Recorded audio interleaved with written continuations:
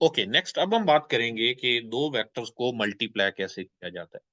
दो वेक्टर्स को मल्टीप्लाई करके एक स्केलर भी हासिल किया जा सकता है और दो वेक्टर्स को मल्टीप्लाई करके एक वेक्टर भी मिल सकता है। अगर दो वेक्टर्स को मल्टीप्लाई करने से हमें एक स्केलर मिले तो जिस तरीके से उसको मल्टीप्लाई किया जाता है उसको स्केलर प्रोडक्ट या फिर डॉट प्रोडक्ट का नाम देते हैं। अब ये डिफाइंड कैसे है कि u dot v that is equal to magnitude of u magnitude of v and cos of theta. For example ये हमारे पास एक वेक्टर u है, ये हमारे पास एक वेक्टर v है।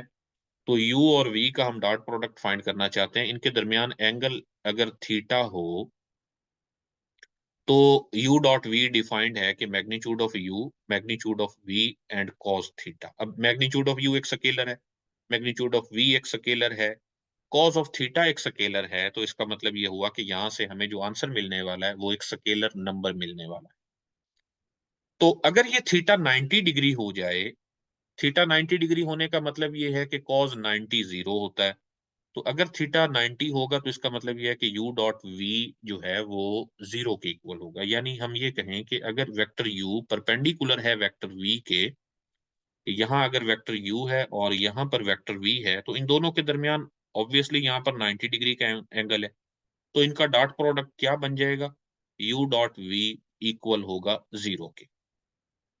तो ये एक बड़ा बेहतरीन तरीका है ये चेक करने के लिए कि क्या दो वेक्टर्स परपेंडिकुलर हैं। जब भी किसी दो वेक्टर्स को परपेंडिकुलर शो करना हो तो उसका सबसे बेहतर तरीका यही है कि आप उनका डॉट प्रोडक्ट लें और देखें कि आंसर जीरो आ रहा है या नहीं आ रहा। अच्छा, आपने नोट किया मैंने यहाँ जस्ट जीरो लिखा है क्योंकि ये एक स्केलर नंबर है, वेक्टर नहीं है। तो आई और आई, अच्छा अगर दो वेक्टर्स पैरेलल हों, यानी ये वेक्टर हमारे पास u है और ये वेक्टर v है, तो इन दोनों के दरमियान जो थीटा है वो 0 डिग्री होगा। तो इस तरह उनका जो u डॉट v बनेगा वो किसके इक्वल होगा? ये इक्वल होगा u magnitude and v magnitude and cos of zero जो कि 1 होता है। और अगर सेम वेक्टर का अपने आप के साथ डॉट प्रोडक्ट ले लिया जाए, अगर u का ही u के साथ डॉट प्रोडक्ट ले लिया जाए तो ये क्या बनेगा? u मैग्नीट्यूड यानी u मैग्नीट्यूड का स्क्वायर। तो जरा इस बात को पॉइंट नंबर 13 में देखिए कि अगर आई डॉट आई किया जाए तो ये बनेगा आई मैग्नीट्यूड का स्क्वायर। आई मैग्नीट्यूड 1 होता है सो 1 का square 1। Similarly J dot J भी 1 और के डॉट के भी 1 होता है। अब आई और जे जो है वो आपस में परपेंडिकुलर हैं। मैंने पहले एक्सप्लेन भी किया है कि यहाँ हम यूं ड्रा करते हैं कि this is vector I, sorry हम 3D में बात करने जा रहे हैं तो हम एक्स एक्सिस वाई एक्सिस और जी एक्सिस तीनों बनाएंगे। ये हमारे पास एक्स एक्सिस है, ये जो पहले मैंने बनाया है ये वाई एक्सिस है और इन दोनों पर जो परपेंडिकुलर है वो जी एक्सिस है। तो along x axis I unit vector होता है, अलोंग वाई एक्सिस जे यूनिट वेक्टर होता है और अलोंग जी एक्सिस के यूनिट वेक्टर होता है और ये तीनों आपस में परपेंडिकुलर होते हैं। ओके, यानी आई जे और के जो हैं वो आपस में परपेंडिकुलर होंगे और अगर वो परपेंडिकुलर होंगे तो ऑब्वियसली उनके दरमियान एंगल 90 डिग्री है तो उनका डॉट प्रोडक्ट जीरो होगा। सो I dot J, J dot के या आई डॉट के जो है वो जीरो के इक्वल होता है। अच्छा, अब ये जो डॉट प्रोडक्ट है ये कम्यूटेटिव भी है। अगर हम u डॉट v फाइंड करें, ये वेक्टर u है, ये वेक्टर v है, तो u डॉट v फाइंड करने का मतलब ये है कि this is equal to magnitude of u magnitude of v and cos of the angle theta. अब थीटा क्या है? थीटा वो एंगल है जो वेक्टर u से वेक्टर v की तरफ है। ओके, तो अगर हम फाइंड करें v डॉट u तो वो किसके इक्वल होना चाहिए? ये इक्वल होना चाहिए magnitude of v magnitude of u and cos of the angle. अब एंगल कौन सा है? अब वेक्टर v से वेक्टर u की तरफ एंगल लेना है। तो अगर पहले एंगल थीटा था तो अब उसका नेगेटिव हो जाएगा यानी माइनस थीटा, तो यहाँ माइनस थीटा हो जाएगा। अब cos चूंकि एक इवन फंक्शन है so cos of minus theta again cos of theta की इक्वल होता है। ये दो स्केलर नंबर्स हैं। स्केलर नंबर्स में, रियल नंबर्स में commutative property with respect to multiplication पाई जाती है तो हम इसको लिख सकते हैं vector u vector v and cos of theta. So again ये इक्वल है u डॉट v के। तो इस वजह से हम ये कह सकते हैं कि जो डॉट प्रोडक्ट है वो कम्यूटेटिव है, a डॉट b और b डॉट a इक्वल होते हैं।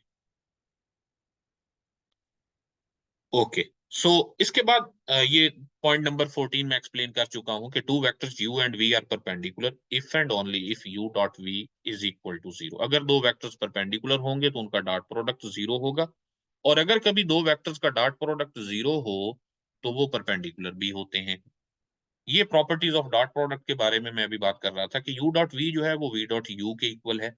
इसी तरह ये जो डॉट प्रोडक्ट है ये एसोसिएटिव है ओवर एडिशन ऑफ वेक्टर्स, यानी u dot v plus w equal होता है u dot v plus u dot w। इनको आप प्रूफ कर सकते हैं, सिंपल वेक्टर u ले लें a प्लस bi और वेक्टर v ले लें c प्लस di और w ले लें e प्लस fi, 2D में ही चेक कर लें तो ये इक्वल होंगे। अच्छा, कांस्टेंट इनटू वेक्टर u और इसका डॉट प्रोडक्ट अगर v के साथ लिया जाए या कांस्टेंट को अलग करके u डॉट v ले लिया जाए तो ये इक्वल होते हैं, और v डॉट v जो है वो मैग्नीट्यूड ऑफ v का स्क्वायर होता है। ओके, अच्छा अब ये मालूम कैसे करना है? अगर हमारे पास कंपोनेंट वाइज वेक्टर u और वेक्टर v गिवन हो तो उनका डॉट प्रोडक्ट फाइंड करने के लिए उनके कंपोनेंट्स को मल्टीप्लाई करें, रिस्पेक्टिव कंपोनेंट्स को मल्टीप्लाई करके ऐड करवा दें। रिस्पेक्टिव कंपोनेंट से मुराद ये है कि i कंपोनेंट यानी a1 और b1 को मल्टीप्लाई करें, इसी तरह a2 और b2 को मल्टीप्लाई करें और a3 और b3 को मल्टीप्लाई करके इनको ऐड कर दें तो ये u डॉट v मिल जाता है। Okay, the angle between two vectors u and v is determined by this formula. हम ये जानते हैं u डॉट v इक्वल होता है u magnitude v magnitude cos theta. तो दो वेक्टर्स के दरमियान एंगल फाइंड करने के लिए ये सबसे बेहतर तरीका है कि आप लिखें cos थीटा इक्वल है u dot v over magnitude of u magnitude of v।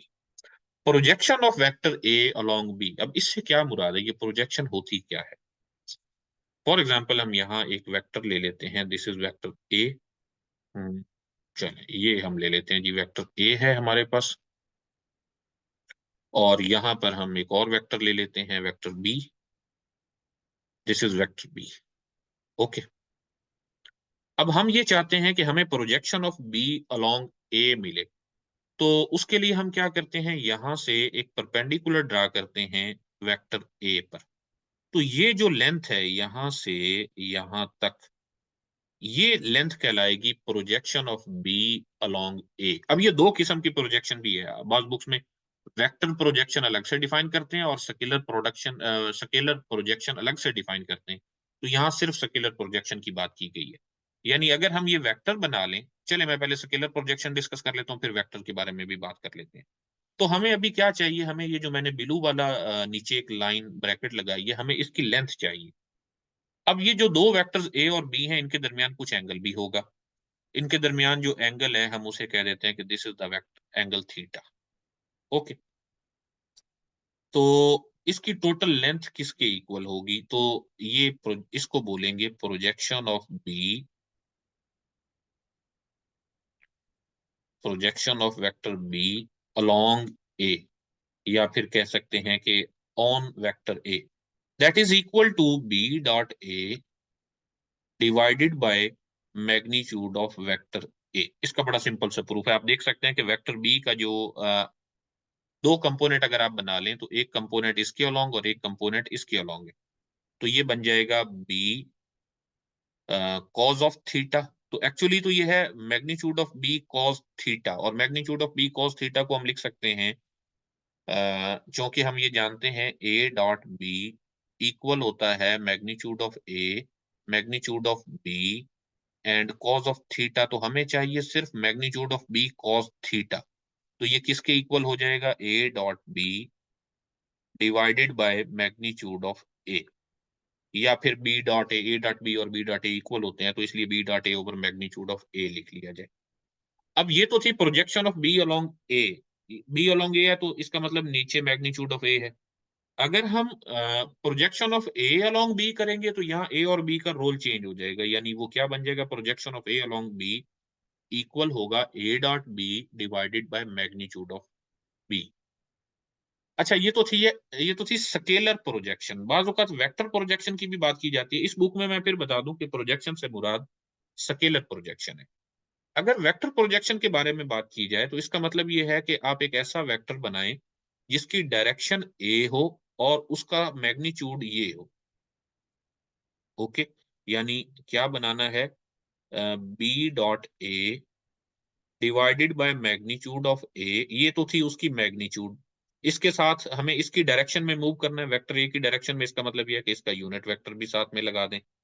तो अब ये जो, यानी ये पहले मैग्नीट्यूड है और ये क्या है, ये डायरेक्शन है। तो यहाँ से हमें एक वेक्टर मिल गया है जो कि direct projection, vector projection of vector B along A, हम इसे कह सकते हैं। या फिर इसको थोड़ा और सिंप्लीफाई कर लें तो लिख सकते हैं vector B dot A divided by magnitude of A, और यूनिट वेक्टर ए का जो रूल है वो है vector A divided by magnitude of vector A.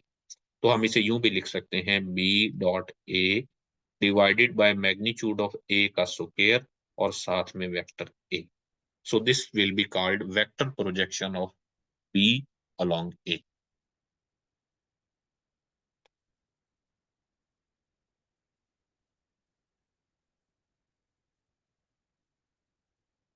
Okay, अब बात करते हैं जी वेक्टर प्रोडक्ट या क्रॉस प्रोडक्ट के बारे में। तो cross product of U and V इस तरह से डिफाइंड है कि u cross v is equal to magnitude of u magnitude of v sine theta, और साथ में ये एक यूनिट वेक्टर एन भी लिखा है। अब अक्सर स्टूडेंट्स इसमें कंफ्यूज होते हैं कि ये यूनिट वेक्टर साथ में क्या है और ये इसकी डायरेक्शन क्या है, ये कैसे आ गया। फॉर एग्जाम्पल हमारे पास ये दो वेक्टर्स हैं, एक ये वेक्टर है यू और एक ये वेक्टर है वी, ये हमारे पास प्लेन में मौजूद है। तो यूनिट वेक्टर एन क्या है, एन एक ऐसा वेक्टर है जो इन दोनों वेक्टर्स के ऊपर परपेंडिकुलर है।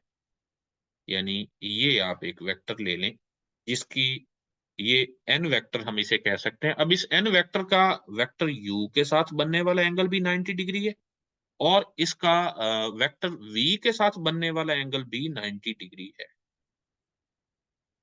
ओके, यानी आप यूं कह लें कि ये आपके जो वेक्टर यू और वेक्टर वी हैं आपके फर्श में मौजूद हैं, और उस फर्श के ऊपर अगर आप खड़े हो जाएं तो आप उसके नॉर्मल यानी एन वेक्टर की डायरेक्शन में हैं और ये यूनिट वेक्टर लिया जाए। यानी इससे हमें क्या मिला, हमें इन दो वेक्टर्स u और v का प्रोडक्ट लेने से अगेन जो आंसर मिला वो एक वेक्टर मिला है। और वो वेक्टर कैसा वेक्टर है, जिसकी डायरेक्शन उन दोनों वेक्टर्स पर परपेंडिकुलर है और उसका मैग्नीट्यूड क्या है, u magnitude v magnitude sine theta है।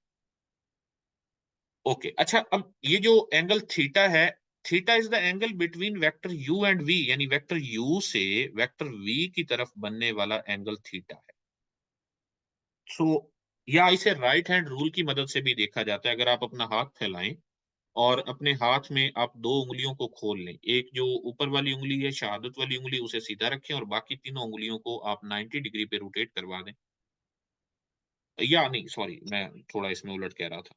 यानी आप अगर दो वेक्टर लेते हैं वेक्टर u और वेक्टर u को वेक्टर v की तरफ आप रोटेट करवा दें, यानी इसी अपने हाथ को आप वेक्टर u पे फिक्स करें और उसे वेक्टर v की तरफ रोटेट करवा दें, तो जो आपका थंब है, जो आपका अंगूठा है, वो जिस डायरेक्शन में है वो यूनिट वेक्टर n की डायरेक्शन है। तो अगर हम v क्रॉस u फाइंड करेंगे तो इसका मतलब ये है कि v को u की तरफ रोटेट करवाते हुए हमारा जो ये थंब है ये नीचे की तरफ चला जाएगा। सो इसका मतलब ये हुआ कि u क्रॉस v और v क्रॉस u इक्वल नहीं होते, पैरेलल होते हैं और इनकी डायरेक्शन अपोजिट होती है। ओके, यानी यहां से अगर आप v क्रॉस u फाइंड करें तो वहां से जो नॉर्मल वेक्टर बनेगा वो नीचे की तरफ होगा, क्योंकि हमने v को फिर u की तरफ रोटेट करवाना होगा। सो इसलिए हम ये कह सकते हैं कि u cross v that is equal to minus v cross u। हाँ, इनका मैग्नीट्यूड सेम होगा। अगर दो वेक्टर इक्वल हैं, दो वेक्टर इस तरह से हैं कि वो एक दूसरे का नेगेटिव हो, तो उनका मैग्नीट्यूड इक्वल होता है। ओके, अच्छा, अगर ये थीटा हम ले लें 90, थीटा 90 ले लेंगे तो वो क्या बन जाएगा, u क्रॉस v इक्वल होगा u magnitude v magnitude and unit vector n। और अगर हम उसका मैग्नीट्यूड ले लेंगे तो वो बन जाएगा u cross v magnitude equal u magnitude v magnitude and n unit vector का मैग्नीट्यूड तो 1 होता है। यानी हम यहाँ से ये लिख सकते हैं कि u cross v magnitude this is equal to magnitude of u magnitude of v and mod of sine theta. Okay, तो इसको यूज करते हुए आप यहाँ देख सकते हैं, और अगर थीटा 0 की इक्वल होगा तो ये मुकम्मल जीरो वेक्टर बन जाएगा। सो u क्रॉस v अगर ये सेम डायरेक्शन में है, इनके दरमियान एंगल 0 डिग्री है, तो ये 0 की इक्वल होने वाला है। सो i क्रॉस i 0 वेक्टर है, j क्रॉस j 0 वेक्टर है और k क्रॉस k भी 0 वेक्टर है। अब अगर हम i क्रॉस j की बात करें तो i क्रॉस j ये हमारे पास इस डायरेक्शन में I है, इस डायरेक्शन में J है और इसके ऊपर यहाँ पर वेक्टर K है, तो ऑब्वियसली K उस पर परपेंडिकुलर ही है ना। तो जैसे ही हम I को J की तरफ रोटेट करवाएंगे, अपने हाथ को अगर हम इस तरह से रोटेट करवाएं कि I से J की तरफ जाएं, तो वो जो ऊपर थंब है वो K की डायरेक्शन में जाएगा, तो वो यूनिट वेक्टर ही बनेगा। So I cross J is equal to unit vector K। लेकिन जब J क्रॉस I करेंगे तो अल्टीमेटली वो नीचे की तरफ चला जाएगा, क्योंकि अब हमने रोटेट करवाना है J को I की तरफ। तो जब आप इसको रोटेट करवाएंगे राइट हैंड की मदद से, तो आपका अल्टीमेटली जो थंब है वो नीचे की तरफ जाएगा, तो K की अपोजिट डायरेक्शन में जाएगा। So J cross I will be equal to minus K। इसी तरह ये बाकी भी देखे जा सकते हैं। अच्छा, अब ये पैरेलल चेक करने के लिए बड़ा बेहतरीन तरीका है। अगर दो वेक्टर्स का क्रॉस प्रोडक्ट 0 हो तो वो दो वेक्टर्स पैरेलल होते हैं, यानी उनके दरमियान एंगल यानी 0 डिग्री होगा। या फिर पैरेलल चेक करने के लिए ये तरीका भी हो सकता है कि आप ये शो करवा दें कि u is equal to k v for any non zero real number, या v is equal to k u, जो मैं पहले बात कर चुका हूँ, a is equal to c b. या फिर दूसरा तरीका ये है, और ये सबसे ज्यादा आसान है, कि आप उनके जो कंपोनेंट्स हैं, हाँ लेकिन ये शर्त है कि उसके कंपोनेंट्स में b1 b2 b3 तीनों नॉन जीरो हो। अगर b1 b2 b3 तीनों नॉन जीरो हो तो आप उनके सिर्फ कंपोनेंट्स की रेशियो ले लें, a1 over b1, a2 over b2, a3 over b3। अगर ये तीनों इक्वल होंगे तो अल्टीमेटली वो दोनों वेक्टर्स पैरेलल होंगे। ये यहां से प्रूव किया जा सकता है,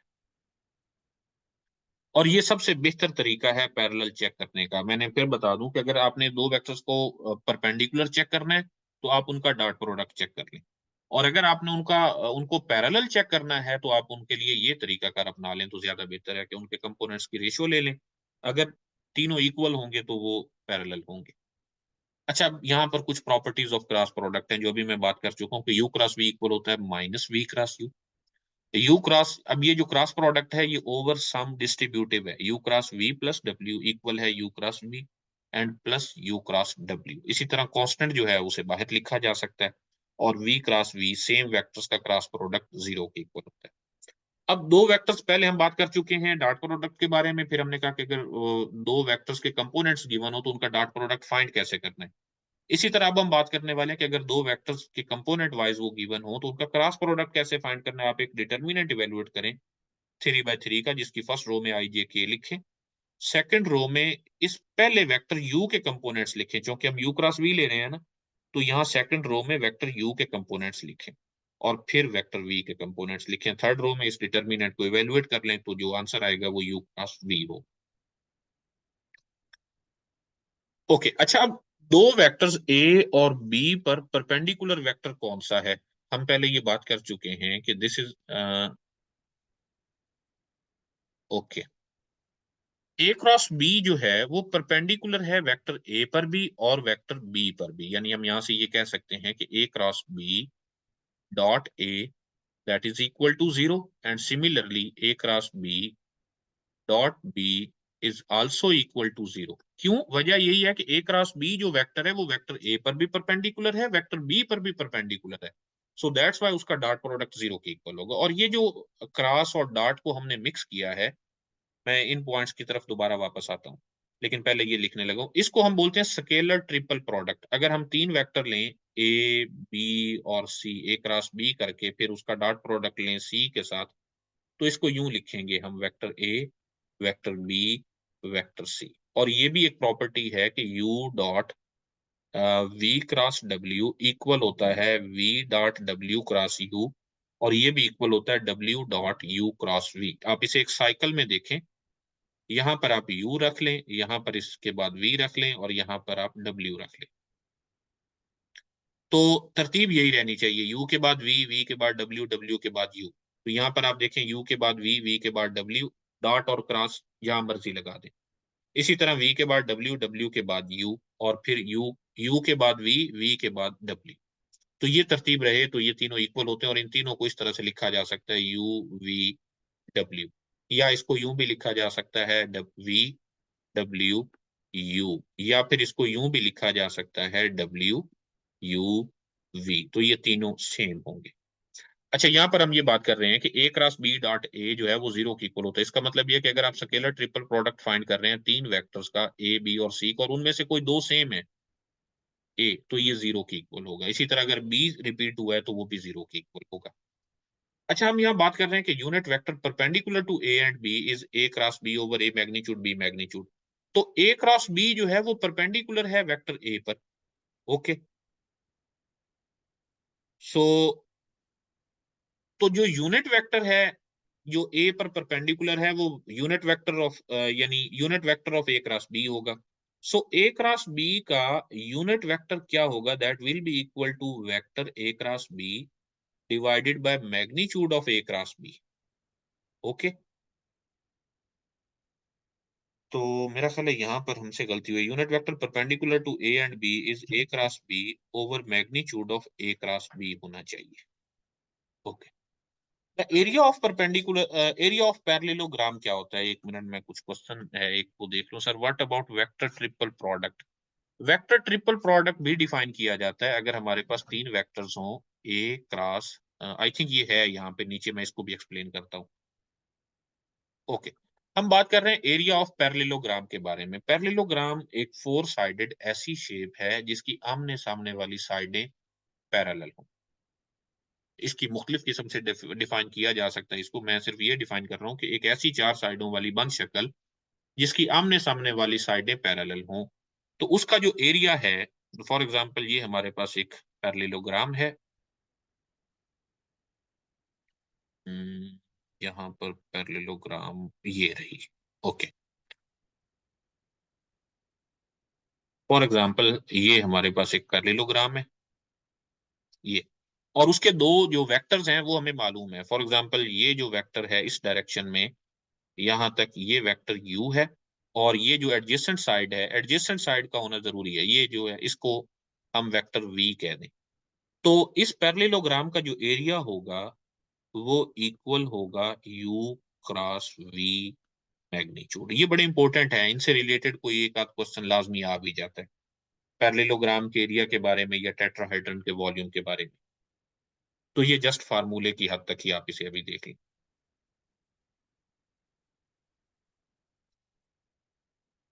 ओके, इसके बाद है एरिया ऑफ ट्राइंगल। चूंकि वो पैरेललोग्राम का हाफ हो जाती है, इस वजह से हम ये कह सकते हैं कि that will be half A cross B magnitude. Okay, scalar triple product find कैसे करना है? यू वी और डब्ल्यू का, तो आप पहली रो में यू के कंपोनेंट, दूसरी रो में वी के कंपोनेंट्स और तीसरी रो में वेक्टर डब्ल्यू के कंपोनेंट्स रख के ये डिटरमिन एंड इवेलुएट कर लें, तो यहाँ से स्केलर ट्रिपल प्रोडक्ट मिल जाता है। अब बात करते हैं वेक्टर ट्रिपल प्रोडक्ट के बारे में। u cross v cross w अगर हम इवेलुएट करें, यानी अब हमारे पास तीन वेक्टर्स हैं u v और w। v क्रॉस w हम, लेकिन यहाँ तरतीब का ख्याल रखना भी जरूरी है। u क्रॉस v, आप ये चेक कीजिएगा कि क्या u cross v cross w equal होता है u cross v cross w। Okay, आप कोई से तीन वेक्टर लीजिए और उनके लिए आपने ये चेक करना है कि क्या ये लेफ्ट हैंड साइड और राइट हैंड साइड इक्वल हैं, ये नहीं होगी। अच्छा, इसको बोलते हैं सके vector triple product, u cross v cross w। इनमें से आप, यानी चूंकि आपके पास तीन वेक्टर इन्वॉल्व हैं और आप अगेन एक वेक्टर हासिल करने जा रहे हैं, जबकि ये स्केलर ट्रिपल प्रोडक्ट क्यों है? क्योंकि ये एक वेक्टर है और ये भी एक वेक्टर है, लेकिन हम उन दोनों के दरमियान डॉट प्रोडक्ट लेने जा रहे हैं, यानी आंसर एक स्केलर मिलने जा रहा है। So that's why this is called scalar triple product, और इसको बोलते हैं वेक्टर ट्रिपल प्रोडक्ट। अच्छा, वॉल्यूम ऑफ पैरेललोपिप्ड क्या है?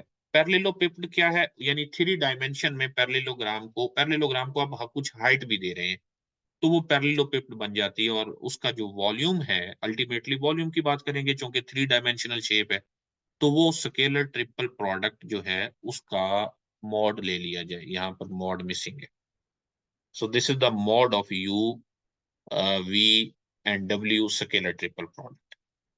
अच्छा, वॉल्यूम ऑफ टेट्राहीड्रन क्या है? टेट्राहीड्रन फोर साइडेड एक ऐसी शेप है जिसकी हर साइड पे, मैं देखता हूँ यहाँ पे अगर टेट्राहीड्रन मौजूद है तो मैं, लेकिन यहाँ पर मौजूद नहीं है। चले मैं यहाँ थोड़ा सा स्केच कर देता हूँ कि आपके पास नीचे एक ट्राइंगल है और उसकी हर साइड पे भी ट्राइंगल है, और यहाँ पर भी हम,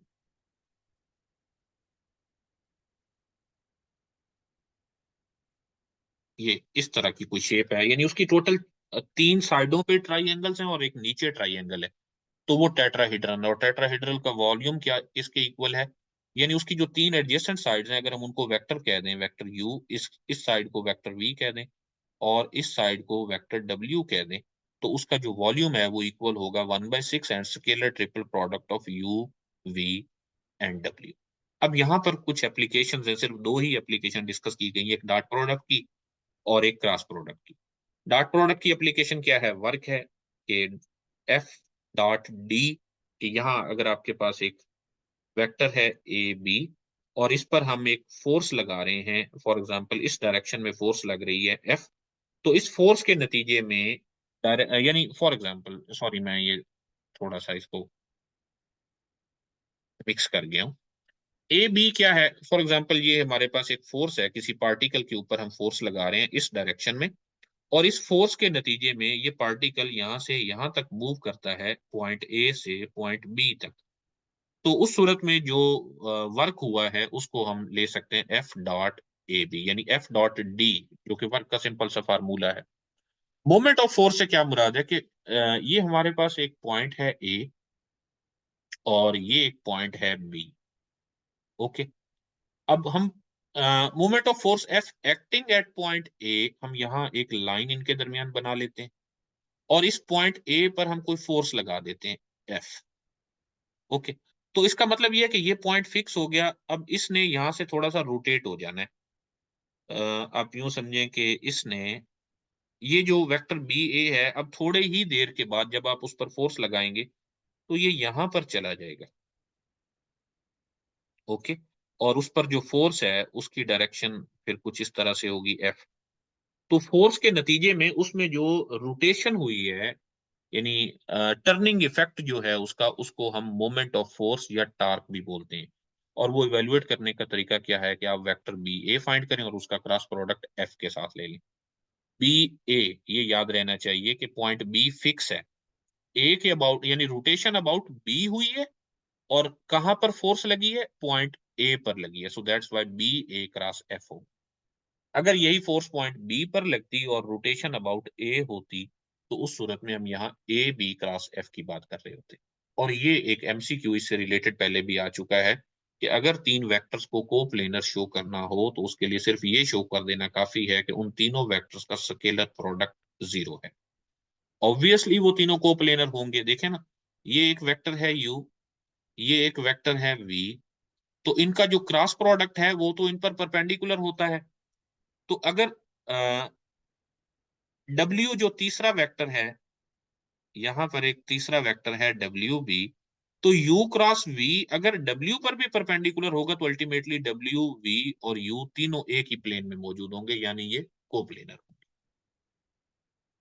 ओके जी, तो मेरी तरफ से ये चैप्टर के जो मेन पॉइंट्स मैंने बताना थे वो बता दिए हैं। अब आप इससे रिलेटेड कुछ ऐसा पूछना चाहते हैं जो मैंने नहीं बताया और वो बुक में मौजूद है, यू आर वेलकम।